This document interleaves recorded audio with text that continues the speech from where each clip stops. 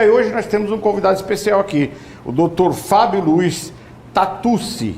Ele é cirurgião dentista pela Unip, formado pela Unip, farmacêutico bioquímico pela USP, especializado em saúde pública pela Unierp e mestre em educação pela Universidade de São Marcos. O currículo do homem é bom. Vamos saber um pouquinho dele aqui, o que está acontecendo nas faculdades, enfim, como é que estão esses currículos. É isso aí, Rebouças. Boa noite. Boa noite, Marciele. Boa noite, David. Boa noite, nosso convidado ilustre. Eu queria começar com uma questão polêmica aqui no estado do Ceará. Muitas pessoas estão ligadas aí na política nacional, questão de Congresso Nacional, STF, e acaba que o que se passa aqui nas nossas barbas, como se diz, embaixo dos nossos olhos aqui, as pessoas não dão atenção e que influencia diretamente na educação dos jovens, do estado do Ceará, que já está tão prejudicada por esse desmonte da educação durante 20 anos aí do governo FHC, Lula, Dilma, e agora que a educação ia retomar, veio a pandemia que estagnou a educação do Brasil. Nós vamos ter uma geração aí para frente muito comprometida à educação.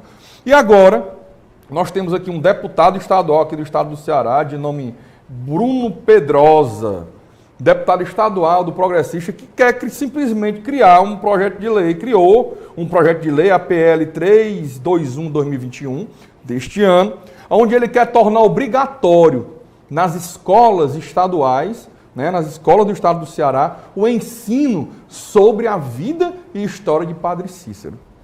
No momento em que nós temos um movimento Escola Sem Partido, onde as escolas devem ensinar português, matemática, geografia, nós temos 92% dos alunos hoje do fundamental que não têm conhecimento adequado de matemática. Nós temos hoje uma deseducação no Brasil enorme.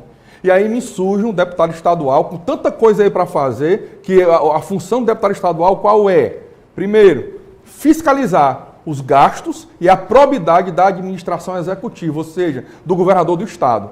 Aqui, o nobre deputado está invadindo competência, inclusive federal, porque quem tem competência para legislar sobre as diretrizes da educação no Brasil chama-se MEC, Ministério da Educação e Cultura. Então, eu quero pedir aqui a opinião. Essa aqui eu já dei a introdução, já falei de certa forma a minha opinião, mas eu quero aqui, com toda a isenção, aqui nós respeitamos a opinião de todos, para pedir a opinião do nosso convidado, que tem gabarito para falar sobre isso. O que é que o nobre acha sobre essa lei que quer impor esse ensino? Boa noite, obrigado pelo convite, é um prazer estar aqui com vocês. A LDB, Lei de Diretrizes e Bases da Educação Brasileira, já regulamenta, junto com o Conselho Nacional de Educação, todo o currículo escolar. Me parece que a Assembleia tem outros afazeres para se desenvolver, ao invés de querer montar uma lei que fere, inclusive, a comunidade, a participação da comunidade nos currículos. É importante que a população participe da educação, porque é a partir da educação em que o Estado vai se desenvolver. É importante que os pais frequentem a escola, vejam o que está acontecendo com as crianças, com os adolescentes, porque as necessidades nessa fase são muito grandes. O que acaba acontecendo é um choque de competências. E a Assembleia, ela necessita cuidar de outras problemáticas da sociedade e não querer impor um currículo, que inclusive é discutível, porque nós temos na história do Ceará outras grandes personalidades. A padaria espiritual, Alberto Nepomucemo, temos o Antônio Conselheiro. Não só no Ceará, como no Brasil todo. No Brasil todo. Então, me parece que é uma lei que entra em um despropósito e acaba não tendo efetividade. É porque quando ele fala, Marcieri, na questão de que nós temos outras figuras no estado do Ceará históricas, Entendo, e muito mais históricas que Padre Cícero, diga-se de passagem, é porque uma das motivações aqui da justificativa para este projeto de lei, é exatamente que Padre Cícero seria uma figura que merece ser estudada e conhecida. Eu diria que Antônio Conselheiro, quem gosta de história como eu gosto, né, nós somos da área do direito, sempre temos uma paixão pela história. Agora mesmo, antes de vir, eu estava estudando sobre a história imperial do Brasil, né, estudando sobre quem seria hoje o príncipe regente do Brasil, se nós fôssemos uma república, ou voltarmos a ser uma república, quem seria o imperador. Então eu tenho essa paixão por história. E no Ceará nós temos figuras, como eu falei aqui, Antônio Conselheiro, que tem uma história realmente assim, muito interessante, apaixonante, que poderia ser estudada, mas entenda, quem determina essa diretriz não pode ser um deputado estadual, essa não é a função do deputado estadual. Ele não está determinando, na verdade ele apresentou um projeto que talvez passe ou não passe. A questão também, se a gente tem que colocar assim, a questão também é democrática. E passando a constitucional, a questão que é inconstitucional, porque quem pode dar diretriz é federal. Tá, mas ele pode. Os caras propõem, você sabe. Nós sabemos, nós entrevistamos políticos aqui, empresários e tal. Esse meio, aparece cada um. Sabe o que é isso aqui, se o do Padre Cícero fosse o pior dos piores, não é. Não, a questão não é essa, sabe o que é isso tem aqui? cada lei que os caras querem aprovar, por exemplo. Muito pior do que isso é o banheiro misto. Não, mas eu digo o seguinte, sabe o que é que deve ser isso aqui? Eu não sei eu não conheço esse deputado, né, Bruno Pedrosa. No mínimo deve ser da região do Cariri. Deixa eu te falar e aqui já está fazendo isso aqui como talvez uma base eleitoral, deixa eu te falar, para a eleição do ano que vem. Eu vou dar a minha opinião depois que o Márcio David fizer seu questionamento. Márcio, boa noite. Boa noite. Doutor Fábio, para mim é uma alegria, como alguém que milita na área da educação, né? Eu quero desde já parabenizar o senhor, porque pelo currículo que for apresentado, o senhor tem formação nas áreas que eu considero as duas áreas mais importantes da nossa vida, que é a área da saúde e a área da educação. Então, em primeiro lugar, tirar o chapéu para o senhor por causa dessa preocupação com essas áreas. Em segundo lugar, dizer que o que o Rebouças falou é uma realidade, né? Só que nós sabemos... O senhor citou aí a LDB, mas existem portarias, pareceres do MEC, tratando sobre a educação confessional, que começou numa primeira fase no ensino superior, com muitas faculdades confessionais, e nós sabemos que hoje já chegou em todos os níveis da educação, né?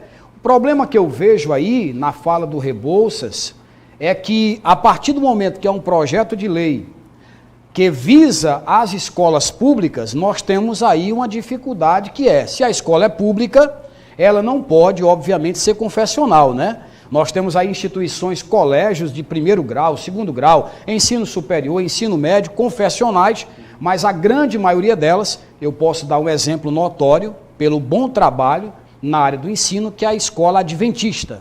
Ela pode ser confessional, defender alguma vertente religiosa, por ser particular. Nós temos um projeto de lei para alcançar a escola pública. Então, que diferença é essa? Quando é que pode ser confessional, quando não pode ser? Seria importante o senhor esclarecer o nosso telespectador sobre isso. Muito bem. A educação, ela tem que ser vista com intencionalidade. Essa é a grande palavra.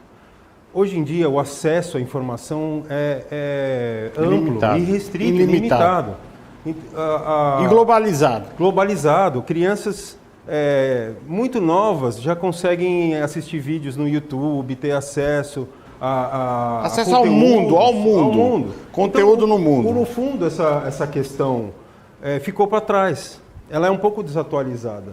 O que é importante é a intencionalidade do ensino. Então, quando o professor entra na sala de aula, ou quando ele dá um EAD, ele pode direcionar a criança de forma ideológica, de forma teológica, de forma política. Esse é o grande poder, né, que tem um professor em sala. Que é o que acontece hoje. A esquerda... O marxismo cultural introduzido dentro das escolas. Então, que é um absurdo. No fundo, não é o conteúdo em si, porque o conteúdo é livre acesso no Brasil. Agora... Ou seja, o que o professor está querendo dizer o doutor professor está querendo dizer que nós não precisamos ter uma lei Não, porque quem quiser saber do Padre Cícero... se o professor lá...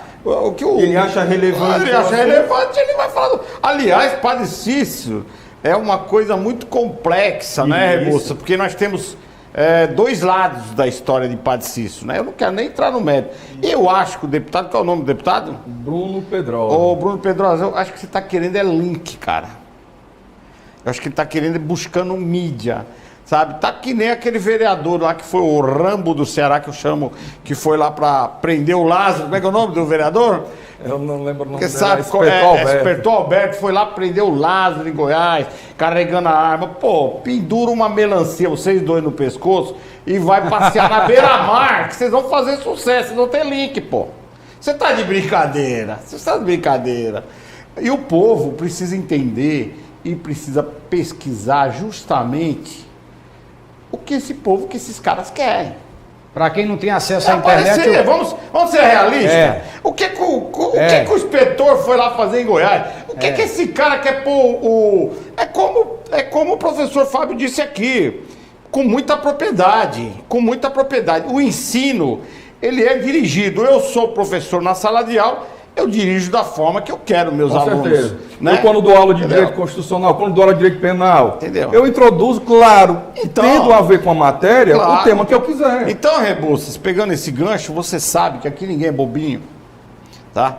Nós já estamos com o cabelinho bem branquinho para quem tem cabelo. Eu também já tenho alguns. Com a barba, no caso, com a barba bem branquinha, né, Rebouças? Eu também já tenho alguns. Então é o seguinte... Eu tenho cabelo. Sabe? Não dá. Isso aí é pegadinha, né? O link seria o palanque, né, Marcelo? Exatamente. O link, para quem não tem internet, o Marcelo aí falou, o link é o palanque. Aí você acha, eu vou dar um exemplo aqui, você acha que o inspetor Alberto foi lá para Goiás, e se foi, né? Não sei, ninguém nem sabe se foi. Foi lá para prender o Lázaro. Ele nem autoridade policial tem lá, tem, Rebouças? Não. Tem, Rebouças? Tem não. Nem autoridade policial tem lá. Aí vem um cara, um deputado, que muito me impressiona, mais uma vez tentando conduzir a população no efeito manada. Esta é a realidade. Né? Porque o povo ainda e ainda se expõe, e ainda é submetido ao efeito manada. Tá aí os nossos pastores, Valdomiro, né? Tá aí os nossos de Macedo, tá aí os caras aí que conduzem o povo e faz o que quer com o povo. Então, sabendo disso, alguns políticos mal intencionados, que querem link, querem o quê? Querem aumentar lá os seus números de seguidores no Instagram ou no YouTube, sei lá onde quer que seja, e propõem essas palhaçadas, porque isso é palhaçada, vamos falar sério? Eu vi aqui o deputado, para encerrar esse assunto aqui, o deputado é de Fortaleza, né, não é do Cariri, né, mas com certeza que visa alguns eleitores do Cariri, porque não tem sentido esse tipo de legislação. Mas eu queria aproveitar aqui que nós estamos com um especialista na área de educação, Macieli, claro. E nós temos aqui o nosso amigo Márcio David, que também é um especialista na área de educação, né, em várias matérias, como eu também sou professor. Então eu queria perguntar a sua opinião e a sua visão dessa questão do ensino à distância, né, o EAD, e da questão da aula telepresencial, que é essa que nós estamos vendo na época da pandemia. O que isso prejudicou ou isso ajudou em algo o Brasil na questão da educação? Qual é a sua visão sobre isso? Muito bem. O EAD, ele é uma realidade. Agora, nós temos vantagens e desvantagens. Primeiro, o EAD acaba atingindo uma população, facilitando, frente a uma situação emergencial, né, que foi a pandemia. O problema é que pegou as pessoas, os alunos e os professores despreparados. Então, a conclusão desses trabalhos, a efetividade dos trabalhos não foi satisfatória. A execução, né? Isso, a execução, os resultados, essa é a palavra. O senhor não acha que olharam mais pelo lado financeiro do que pelo lado da educação? Vamos ser mais objetivos. O econômico sempre é levado em conta. Agora, o que eu queria dizer, o pessoal da pós-graduação se dá muito bem com o ensino à distância. Por quê? Porque são pessoas já formadas, que já têm uma certa cultura, bem diferente. Que já têm um preparo. Já tem até uma experiência, já tem até uma experiência profissional, quer dizer, já trabalha na área, né? Então o EAD para a pós-graduação uma coisa é formar e uma coisa é aperfeiçoar um formado. Como exemplo, doutor. Porque o formado, Márcio, não cortando, claro que vou te dar a palavra, o formado ele já tem aquela... Por exemplo, o advogado, o doutor Rebouças, já é advogado de carreira há 30 anos. Se ele for fazer um mestrado na área dele, ele já vai chegar lá com a bagagem quase pronta. O que vai faltar é alguma coisinha na bagagem dele, que ele, eu conhecendo como eu conheço, ele vai até questionar muita coisa. Inclusive, porque já é um profissional, não é um formando. Isso. Inclusive, alguns cursos, né? Mesmo na área do mestrado, eu já ouvi muitos alunos declararem isso, e até professores também, que falam, eu fiz uma graduação, estou fazendo um mestrado, eu já estou na metade do curso, e até o presente momento não me acrescentou, não me agregou nada ainda na analogia com a minha graduação. E um exemplo específico, né, é o trabalho de conclusão de curso, Marciele. O TCC chamado, em muitas especializações, o mesmo tipo de trabalho que é cobrado na graduação é cobrado na pós-graduação. É o que o professor está falando. Então, quem já tem uma base, uma graduação, não encontra dificuldade, até pelas exigências que são feitas. Agora, quem não tem, está pagando dobrado aí. Hoje em dia, Márcio, só abrir aqui um pequeno parênteses, né? Que nós temos uma opção nas pós-graduações, né? Tanto pode ser o TCC, né, a conhecida monografia, como pode ser um artigo científico publicado em uma revista, né? Então, na pós-graduação você tem essa... Só a questão técnica, Rebouças, na realidade TCC, trabalho de conclusão de curso, engloba tudo. Artigo científico, monografia, tese, dissertação. Agora, a tradicional zona lá que você falou é a monografia. Eu falei no popular porque é o seguinte, na conclusão de curso, na graduação, né, é sempre a monografia. Né? Nem sempre. Já tem faculdade que aceita. Já tem faculdade aceitando artigo científico na graduação. Mesmo. Rapaz, que absurdo, viu? Porque você pega uma pessoa que está fazendo uma graduação, você está se graduando ainda, nem terminou, e ali ele está produzindo artigo científico. É complicado, porque para você produzir artigo científico, você tem que ter uma bagagem. Então, por isso que eu estou fazendo. Aí eu volto para meus comentários sempre delicados, que vocês sabem, sempre comentários cortês, né? Mas sempre comentários que com certeza mete o dedo na ferida. Então eu vou aproveitar os 3 professores aqui e vou voltar com o meu questionamento. Antes disso, eu quero lembrar que em um determinado programa aqui, Márcio, você fez um comentário que eu não me esqueço, me marcou muito. Quantas laudas se lê um estudante da Harvard? 200 mil laudas. Quantas laudas se lê um estudante da USP? Apenas 4 mil. 4 mil laudas. Para quem não sabe o que é lauda, é o nome bonito para a página. Exato, para a página. O que o Márcio trouxe, isso também me chamou a atenção quando ele trouxe, Marcelo.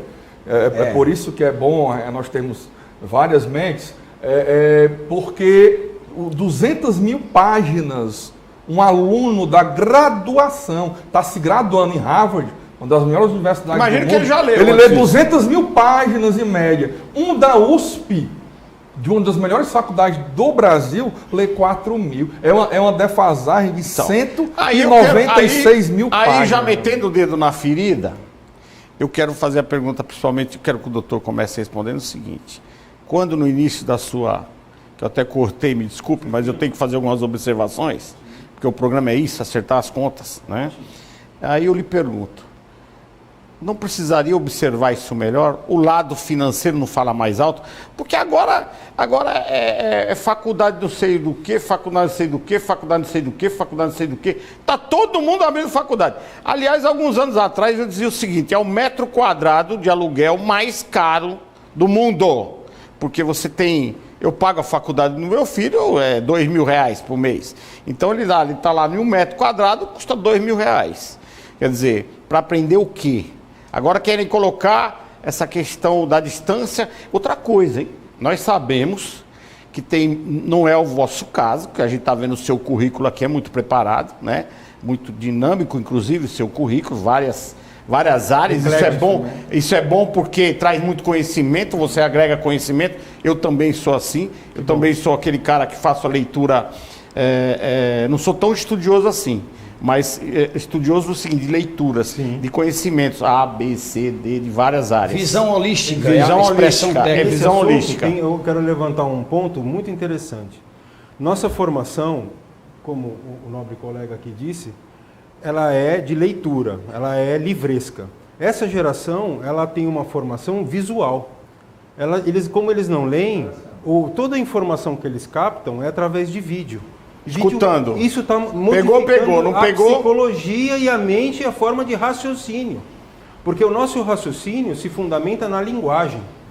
Se você não tem uma linguagem, se você não tem o português formado, uma gramática, você não consegue raciocinar. Porque lhe falta fundamento para desenvolver o raciocínio. Então, é justamente esse reflexo que é justamente, Rebouças, só para fazer a conclusão do que o doutor está falando, tu usa analfabetos funcionais. Funcionais, que é justamente o quê? Entende, escuta, mas não entende. Isso. Lê, mas não entende, mas sabe ler.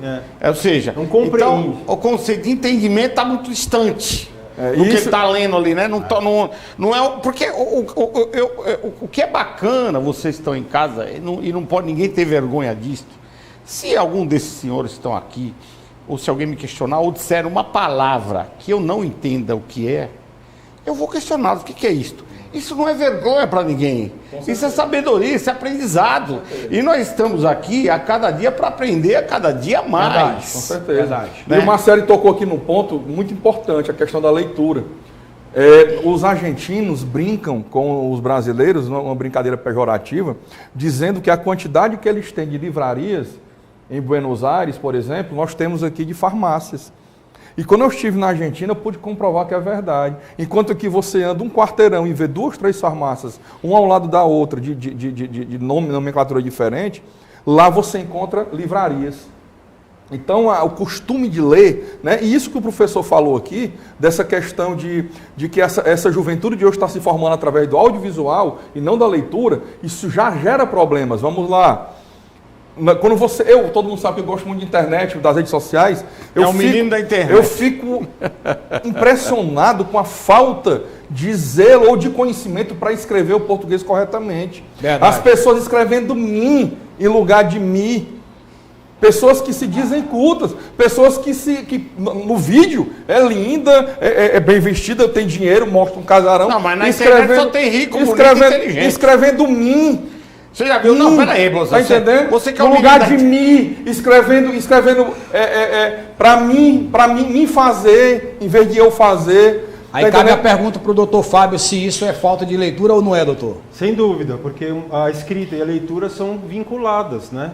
São processos indissociáveis. Aliás, se você lê mais, você aprende a escrever melhor. Sem dúvida. E se você escreve mais, você lê mais. E aí vem o problema lá do EAD, né, professor? Porque o bom professor, já na sala de aula, tete a tete com o aluno, ele vai inspirar, incentivar o aluno à questão da leitura. O que não dá para fazer no EAD, né, professor? E dá um fechamento então, com questão econômica. Outra coisa, professor, que eu tenho notado aí nas unis, milhões de unis. Né? Isso. O cara faz a faculdade numa uni lá, daqui a pouco está dando aula. Uma coisa que você falou... A formação que ele tem dentro daquela área é duvidosa para mim. Digamos, recente. Não passou, não, é duvidosa. Além de ser muito recente, não passou por uma experiência. O que eu quero dizer? Se vai o doutor Rebouças, entra numa sala de aula com um currículo de 30 anos de advocacia, é outro respeitável. Peso. Sem dúvida. Porque tem a convivência, tem o estudo diário, tem... Quando o cara acabou de sair, de se formar lá, tá dando aula, pô. Complicado. Inclusive, agora nós tivemos uma decisão aí, falando na minha área, né? Uma decisão aí do STF, dizendo que é inconstitucional delimitar a idade para uma pessoa fazer concurso para juiz. Isso é um absurdo, né? Qual que é? É um absurdo. Dizendo que não se pode delimitar a idade para uma pessoa fazer concurso para juiz.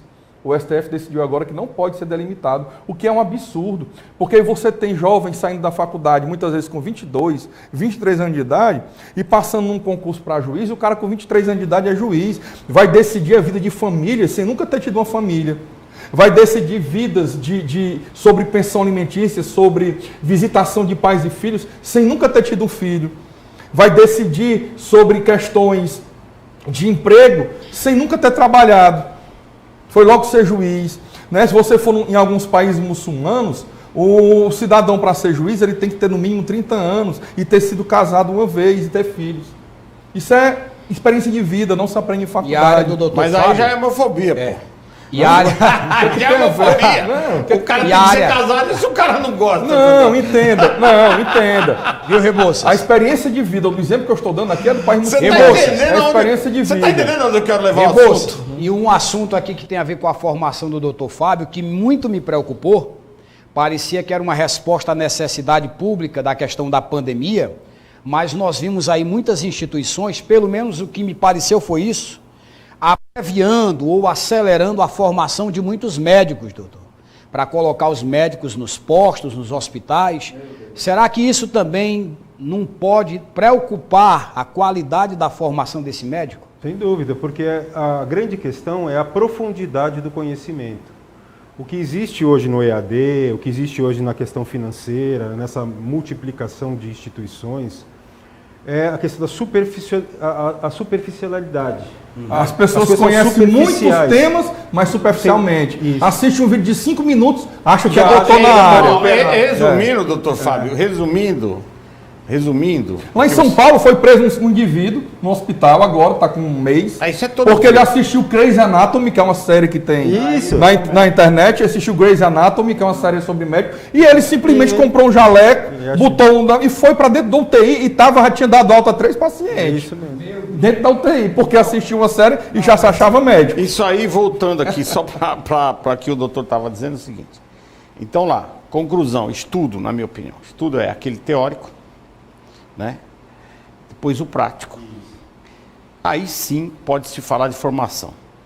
Porque não adianta você fazer uma medicina, ficar lá 20 anos na faculdade e nunca ter feito uma... Bom, o senhor é dentista, cirurgião dentista, nunca ter tirado um dente. Lógico. Qual é a prática? Você tem clínica, né? Você tem a Clínica teoria soberana. do negócio, exatamente. Agora, clínica a prática... soberana. Aí tu vai dar aula, aí é que está os meus questionamentos. Sim. Aí tu vai dar aula, quer dizer, tu vai dar aula do cirurgião dentista como? Primeiro que um profissional que não tem segurança no que faz não pode ensinar. Porque a aprendizagem e ensino é outra dupla também que está vinculada. Se eu estou ensinando, eu estou aprendendo, né? Eu tenho essa dinâmica. Sim.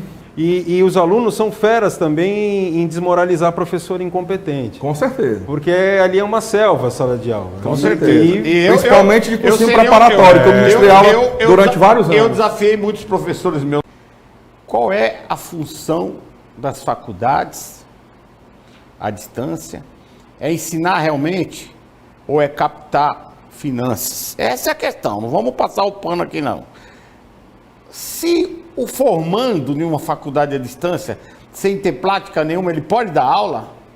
Como é que fica isso? Isso não precisa, esse conceito, professores, eu digo professores, porque os três, tem que ser revisto, na minha opinião. O que o senhor acha sobre isso, doutor Fábio? A formação é para dar autonomia.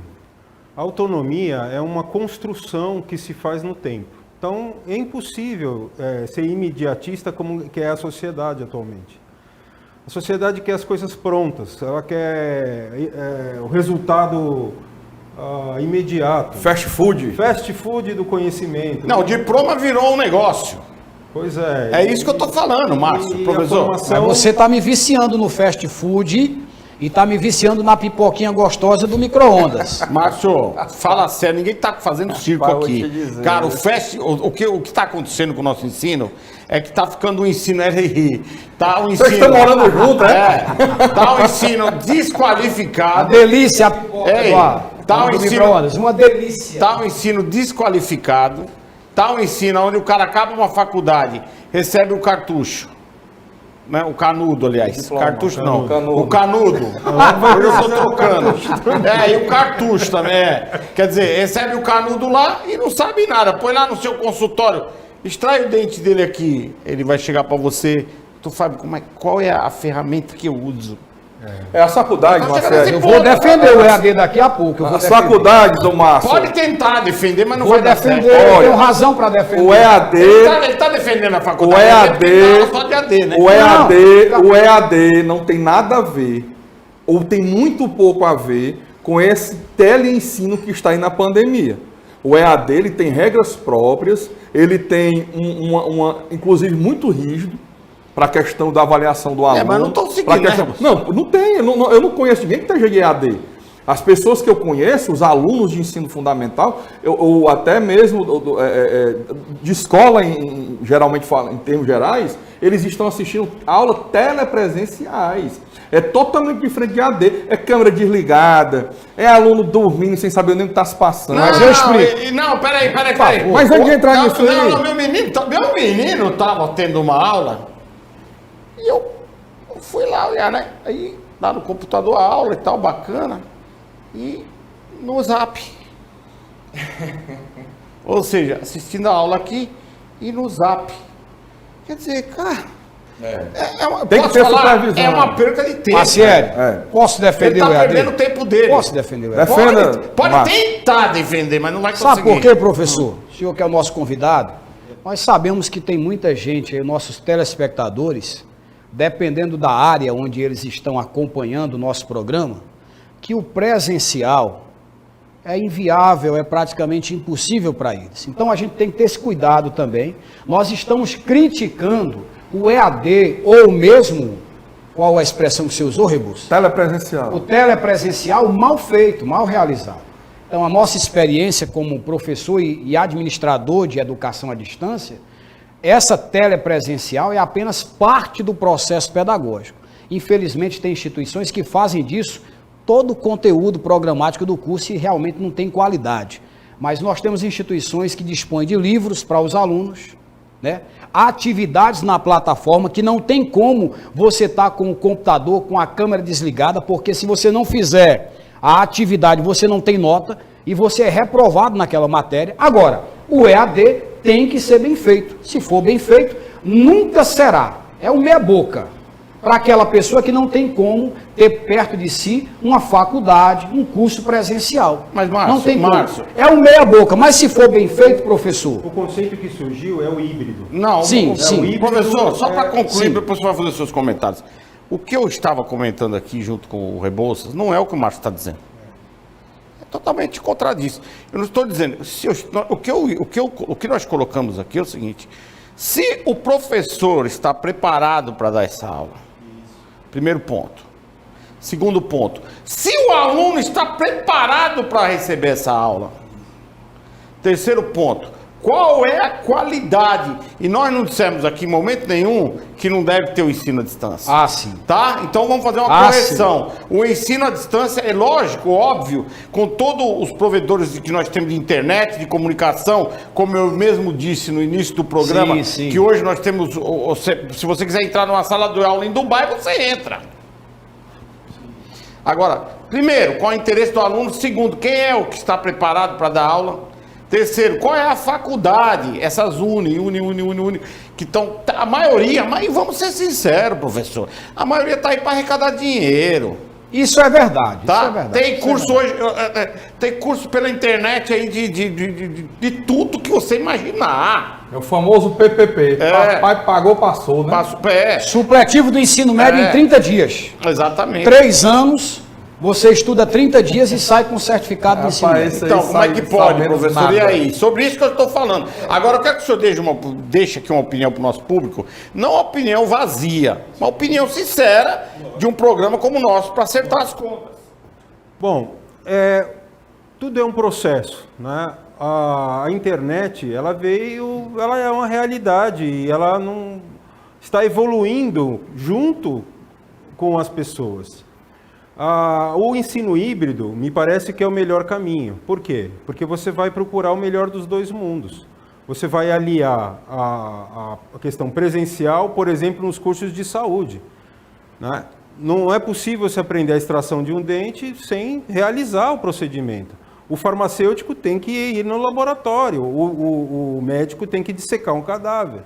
Ou seja, a prática, ela desde os gregos, né, que é a praxis, ela é fundamental na educação. Em um contraponto, o ensino à distância, nos comunicamos aqui, é um programa à distância, né, no vídeo. É fundamental para a comunicação. Que não sou contra, ninguém aqui é contra. Não somos contra, mas precisa ver o quê? A qualidade. Essa evolução, essa autonomia, o desenvolvimento das técnicas. É isso que precisa ser fiscalizado na realidade. E o MEC deve regular, entendeu? O Conselho Nacional deve ficar atento. Porque a lei já versa sobre isso, né, professor? Já existe lei que não falta no Conteúdo Brasil, né? Teórico prático. Nós temos bastante lei. Agora, o importante é que existe a autonomia universitária.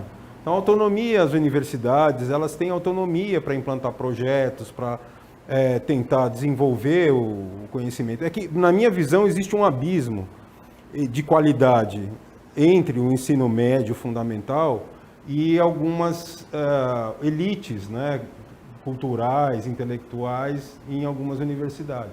Então, ao mesmo tempo que a gente tem um investimento, aí vamos falar de economia, um investimento público, na minha visão, tem que ser direcionado para a base, né, para as crianças, para...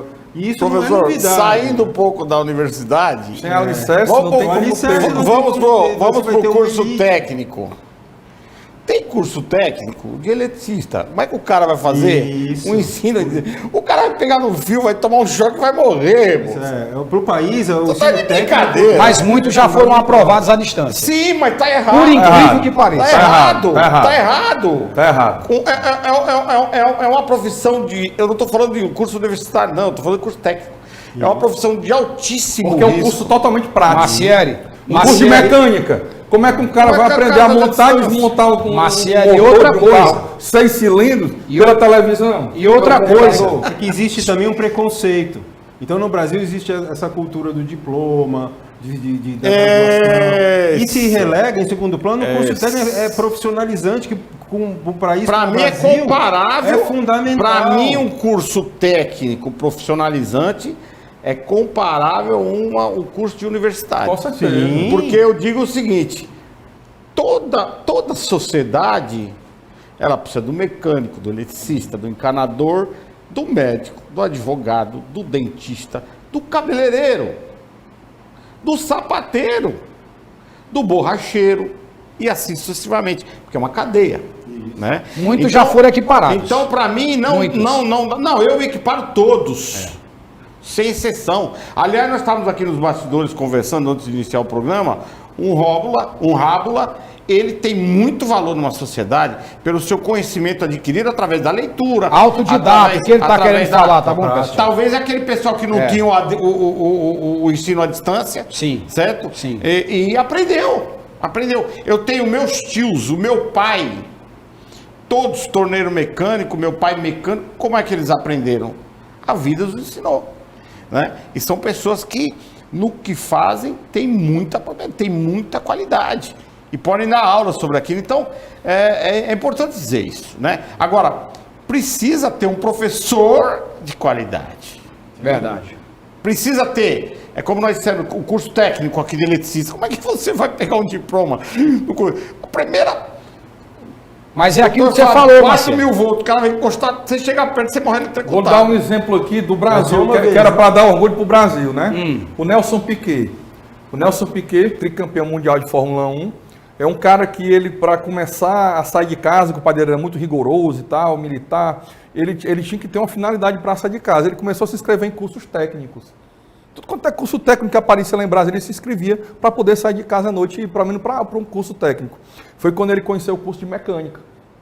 E ali se apaixonou pela mecânica. E aí ele foi para a prática, porque conseguiu entrar na Fórmula 1. O Piquet foi o cara que inventou o que é usado até hoje, aquecimento de pneu. Um cara com curso técnico, né, em mecânica, e com a prática na Fórmula 1, ele observou o quê? Cara, o pneu quando começa aquecido, o carro parte na frente, porque pega aderência, parte na frente. E aí ele criou aquela camisa que bota no pneu elétrica para aquecer o pneu e o carro já partir como se estivesse rodando algumas voltas já. Então, para você ver o conhecimento técnico, né, é o conhecimento da prática que nós vimos falando aqui, ele criou outras coisas dentro da Fórmula 1 que hoje não são usadas na indústria automobilística do mundo, né? Então, mas Marcelo, eu queria voltar aqui no ponto que você tocou há pouco atrás e que é de interesse de todo mundo que está em casa. Não existe formação nenhuma educacional sem a leitura de livros. Agora mesmo eu vinha saindo aqui para o estúdio, a minha esposa está cursando a faculdade de psicologia e estava lá agarrada no computador com um livro, né, em PDF, mas lendo lá, repetindo, estudando para fazer uma prova. Não existe estudo sem livros. E o custo de um livro no Brasil é absurdo. Livros do curso de Direito, que eu posso falar com propriedade, são livros entre uma boa doutrina, R$300, R$400, R$500. Você cursa 4 cadeiras pela quantidade de lauda também, né? São livros densos, né? Livros de uma matéria. Por exemplo, você vai fazer Direito Civil 1, Direito Penal 1, você vai fazer Constitucional 1, você vai fazer livro de uma matéria e de uma parte de uma matéria. Não tem ninguém que faça. O Ministério, o que eu estou dizendo é o seguinte: o Ministério da Educação não facilita isso.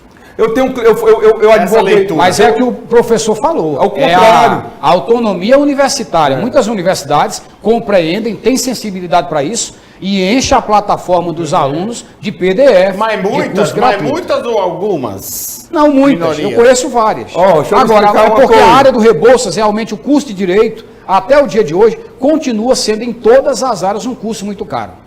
Direito continua sendo. Para você ver, aí qual foi a saída para o aluno brasileiro? A Xerox. E agora nós estamos entrando na era do PDF. Você falou isso, é ótimo. Você ter vários livros ali no seu computador, um clique, é ótimo isso aí. Você lê no tablet, é excelente. A Xerox era o caminho. Mas o que acontece? Eu advoguei, já tem um tempo já, faz uns 12 anos, um cliente na Universidade Federal do Ceará, de repente as grandes editoras fizeram uma denúncia. Uma coisa que existia lá há décadas, denunciaram que estavam xerocando livros. Os próprios professores deixavam livros lá na Xerox, de página tal a tal, para os alunos virem aqui que eles vão pegar uma cópia. O professor tal, aí ia lá, pegava a cópia. Prenderam, a Polícia Federal foi lá, prendeu o dono de Xerox, pegaram aquele material de Xerox, jogaram tudo atrás da viatura. Porque direitos autorais. Direitos autorais. Direitos autorais, né? Mas muitas editoras mudaram isso. Graças a Deus. E eu fiz a defesa, graças a Deus, depois de alguns anos defendendo, conseguimos a absolvição. Mas é um absurdo o cidadão passar por esse constrangimento. Muitas hoje usam a expressão, é autorizada a reprodução, desde que citada a fonte e sem fins comerciais. É porque, na verdade, você pode ter, a lei já diz o quê? Que você pode ter uma cópia para uso do copista. Ou seja, você pegou um livro, tirou uma cópia para o seu uso, não para fins comerciais, mas lá, como era deixado na Xerox, e aí tirava as cópias para os alunos que chegavam e pediam, mas não era do livro todo, era de um capítulo, prenderam os caras trabalhando, prenderam os caras, os alunos foram prejudicados também porque não tinha mais onde tirar Xerox. Então assim, no Brasil é desse jeito. Que ano foi isso? Tem uns 12 anos. E até hoje não mudou nada, né? Não, a legislação continua a legislação mudou, mas a legislação continua a facilidade para se comprar um livro não mudou nada. Não mudou nada. E a legislação continua a mesma, é proibido ainda. Então, tem essa facilidade que o Márcio falou. Isso aqui são as editoras que fazem isso. E o país sem educação... Editoras. Não desenvolve. Não é um país. Não desenvolve. Tá lá os talibãs lá discutindo o Alcorão até hoje. Tem que ter o direito, né? Professor, o que o senhor acha dessa questão? O senhor já deveria, eu acho que há muitos anos, ter essa facilidade em questão do acesso à leitura. Sim. A leitura, aos livros.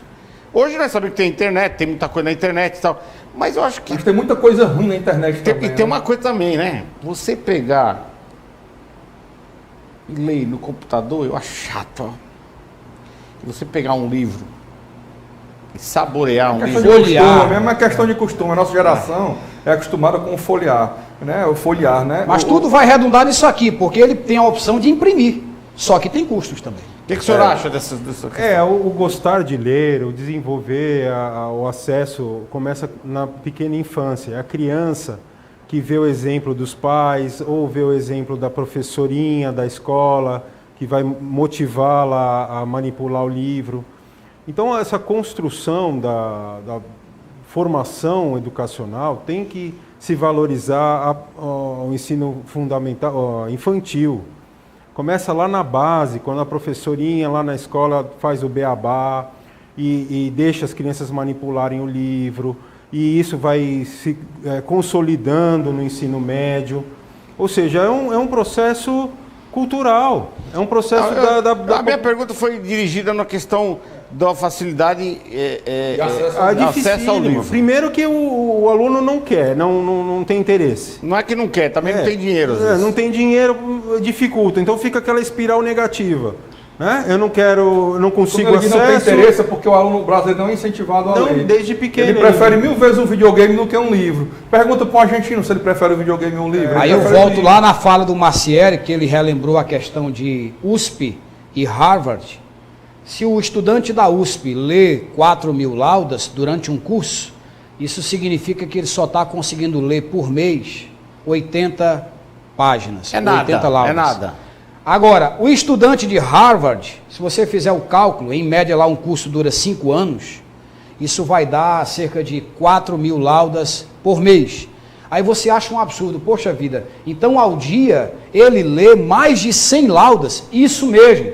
Só que se você pensar a cultura do Brasil, Maciel, o nosso juventude aí assistindo 2, 3, 4 novelas por dia, se essa juventude tivesse nessas 4 novelas ou nas 4 horas de internet por dia, lendo, passaria de 100 a 150 Mas as meninas estão rebolando no vídeo para botar no TikTok. Daí que eu ia falar, esses caras da produção aqui, ó, vivem no X-Vídeo, lá fica 2, 3 horas no X-Vídeo aí, todo dia, entendeu? Fala, professor. Vou levantar uma outra questão. O que faz um grande centro de excelência, né? Como a gente fala, Harvard, USP, Unicamp, o FRJ, nós temos um país grande centro de excelência, né? Na área agronômica, né? Exalc. O que faz um grande centro de excelência é a integração entre as faculdades. Então, quando você fala da USP, você fala da história, da geografia, da farmácia, da química, ou seja, existe um corpo de pesquisadores, de professores, e uma relação que cria um ambiente universitário. Mesma coisa no MIT, em Harvard, na França, no Japão. Ou seja, a comunicação e a troca das ideias é que traz a excelência. Quando o Rebouças falou aqui, professor, do videogame, e o Márcio, eu me lembrei de uma reportagem que eu vi hoje. Na China foi proibido a partir de hoje, acho que o senhor já tem conhecimento, o lançamento de novos jogos. Restringiram a 1 hora. Jogos de videogames. E restringir o uso do computador, o acesso para 1 hora. Por quê? Computador ou videogame? Videogame. Por que isso aconteceu? Os meninos estavam passando 15 horas por dia no país. Aqui no Brasil passa. Videogame. Aqui no Brasil passa.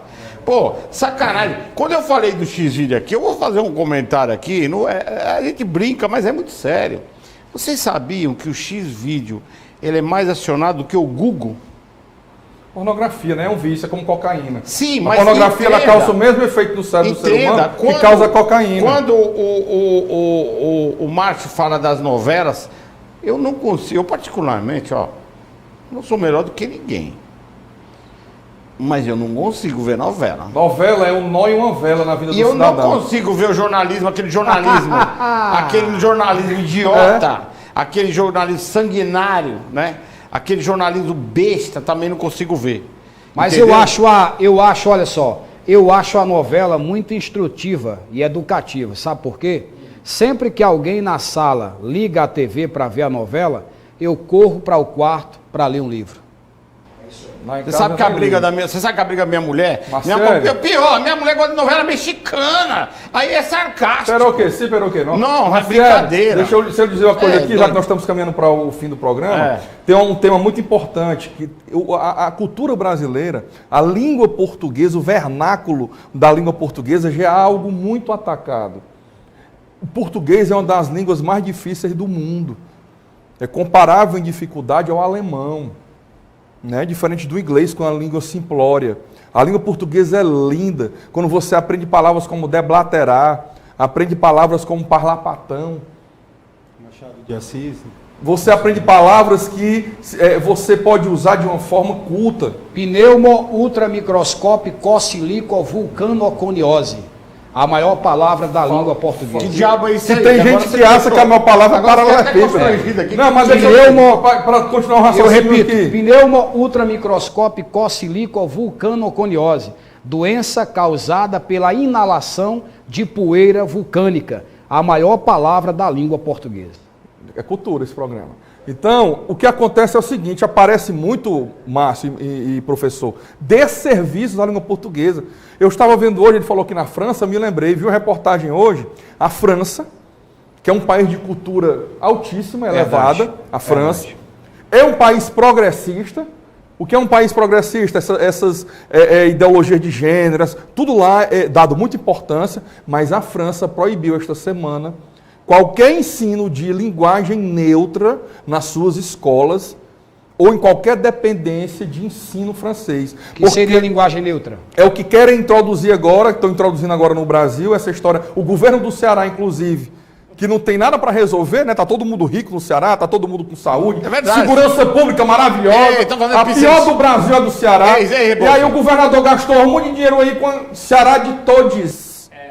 É um analfabeto que quer incutir o analfabetismo aos outros. Então, na França, que é um país progressista, na França, que é um país que tem cultura elevada, a França agora proibiu linguagem neutra. E no Brasil tem analfabeto e querendo essa linguagem neutra. De um povo que não sabe escrever na internet. De um povo que você vai ver, tem vídeos belíssimos, mas quando vai escrever a descrição do vídeo, não tem acentuação correta, não tem pontuação correta, não tem concordância verbal. Quando mais com I, mais sem I, mais com I, mais sem I, é uma loucura. Não sabe o que é mais, não sabe o que é mais, não sabe o que é acima junto, não sabe o que é acima separado. E aí querem colocar a linguagem neutra. Eu quero a opinião do professor, que tem formação em educação, sobre essa nefasta linguagem neutra que querem colocar aí. Você não pode, não tem mais ela e ele, é ele. Não tem mais todos e todas, é todes. São analfabetos. Eu queria a opinião do professor. Não faz sentido nenhum, porque, inclusive na correção da FUVEST, nos últimos vestibulares, os alunos que encaminharam e veredaram por esse caminho acabaram zerando na redação. Então, a comunidade acadêmica repudia esse tipo de iniciativa e preza justamente pela linguagem, que, como eu falei, é base do raciocínio e da formação. É porque o Brasil... Não faz nenhum sentido. Professor, porque é o Brasil de todos. Agora, deixa eu falar, finalizando, nós não temos mais tempo, suas considerações bem rapidinho, Márcio David. Foi um programa top, amei a presença aqui do Dr. Fábio, show de bola. Fiquei muito contente com o resultado. Como eu sempre falo, tá rodando aqui os caracteres com o meu telefone de contato, meu WhatsApp. Você que precisa resolver seus ensino médio, supletivo do ensino médio, faculdade de teologia, administração, pedagogia, serviço social, entra em contato comigo. Boa noite a todos. Temas do direito, temas da atualidade. Você quer ver meu comentário, minha opinião sobre questões do direito que caem cotidianamente na sua vida, né? Você procura aí, tem vídeos no TikTok, Carlos Rebouças, tem o Instagram, carlosreboucas.advogadocristão, tem Facebook, YouTube, Carlos Rebouças Advocacia. Doutor, por favor, suas considerações. Agradeço muito a presença de poder expor essas ideias, um assunto tão importante para a nossa sociedade, e fico à disposição também dos telespectadores para contato. Meu e-mail é tartuce1000@msn.com.